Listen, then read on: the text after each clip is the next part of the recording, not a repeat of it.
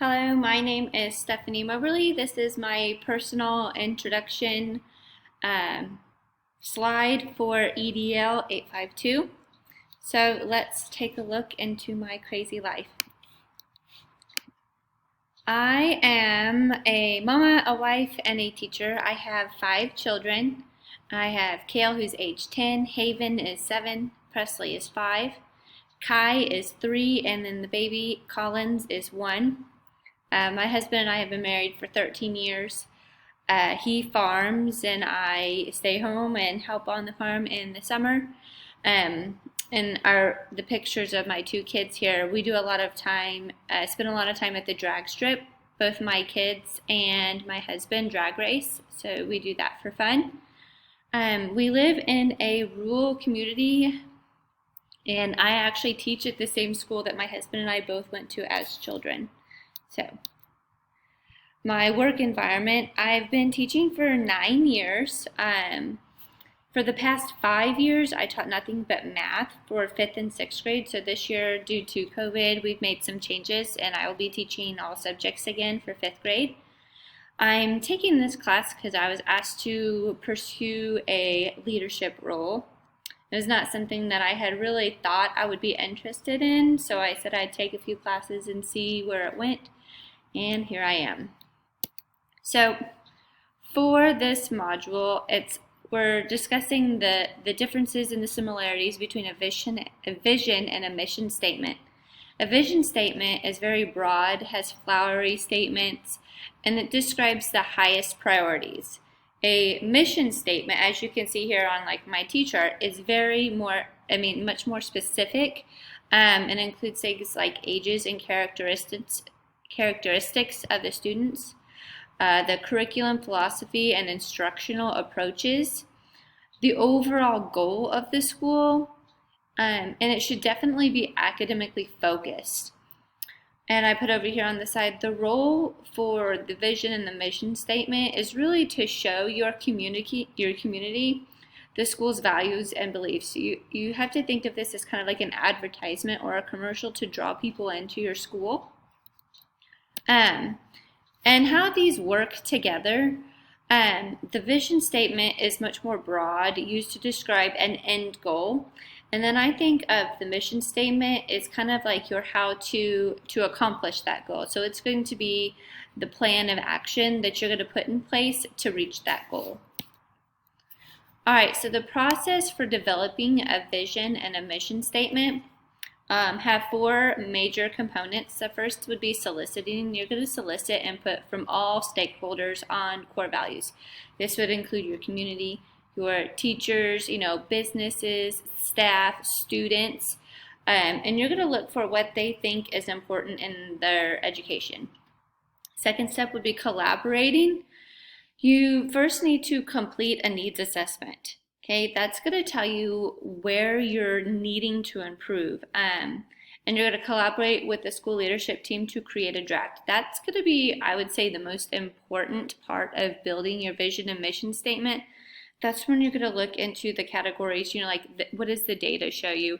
The values, is there diversity in it? The digital citizenship, all of those different categories are what you need to address here and have in your draft. The third step is presenting. You're going to present this to all the staff and allow for revision. This would be a good time to discuss, take comments, suggestions, and then you can take that back to your school leadership team. And then the last and final step for unveiling. You're going to unveil to all stakeholders and share the direction.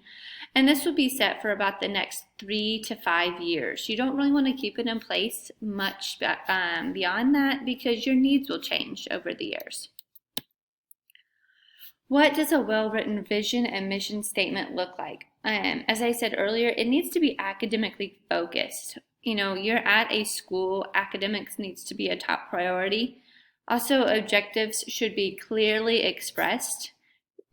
Your vision and mission statement should be clearly displayed. Nobody should have to go searching for it. They need to be present in the classroom, and they need to be actively modeled. You need to be able to see this in the instruction. Okay, common problems Our mission and vision statements can become wordy, making them less clear. The teacher buy-in is a major problem, especially when they don't have any input in the initial process. If they don't have buy-in, it's not going to be used. Okay.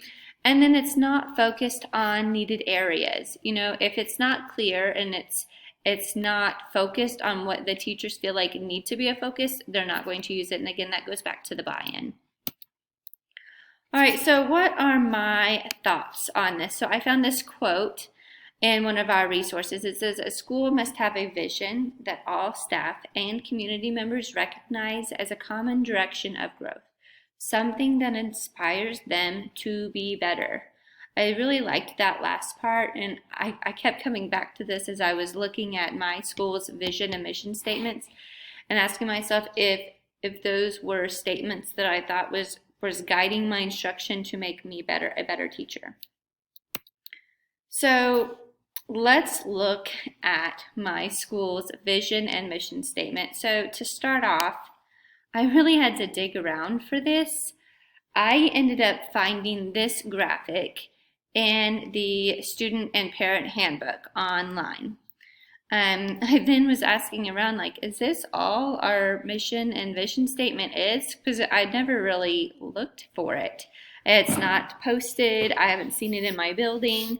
And even my school principal was like, I think so, but you need to go talk to so-and-so and make sure. So this is it. The mission statement is supporting foundations for the future.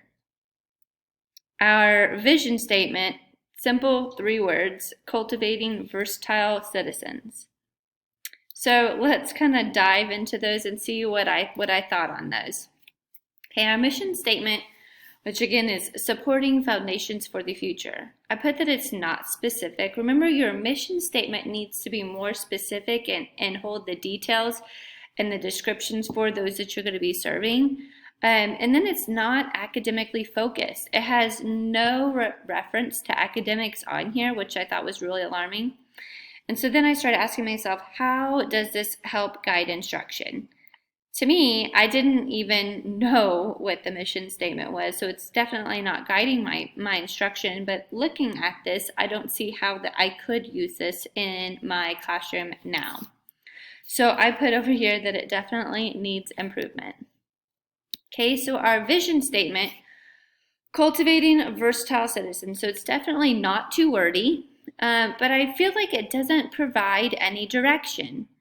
One question I kept asking myself is, how will we know when this goal has been met? How will we know if they're versatile citizens? So I was really confused while reading this. So changes, if I were in a role to make, changes to this. Well, first I got to questioning people. This is currently our 5th year using these as our vision and mission statements. So again, we're kind of overdue for a new one. So I think we definitely need to start over in that whole 4-step process. I would need to complete a needs assessment. Myself, the school principal, the superintendent, that step needs to be done. And then this next step I feel like is really critical. You need to develop a team that is motivated to create a vision and mission statement they are proud of. So while I was looking for our vision and our mission statement, I kept being referred to different people who helped create ours that we're currently using. And I will say many of them were not happy with the outcome. So that led me back to, I think it was something that was kind of thrown on them. That was not something that they had really thought about having to do prior to this. So I don't think that they were motivated to create one that they're going to be using themselves. Okay, so how does all of this support the educational success and well-being of each student and adult? So this is just kind of like a closing thought I had. A well-written vision and mission statement will guide teachers and staff towards an end goal. By having the end in sight, they can adapt and modify to fit the needs for all students while still allowing all to be successful. Okay, so your vision and your mission statement should be used to guide your instruction. That should be the first thing that you look at when you go to start planning your school year, and that's where I'm starting at this year. These are my references to go back for further information or any questions, and thank you for listening.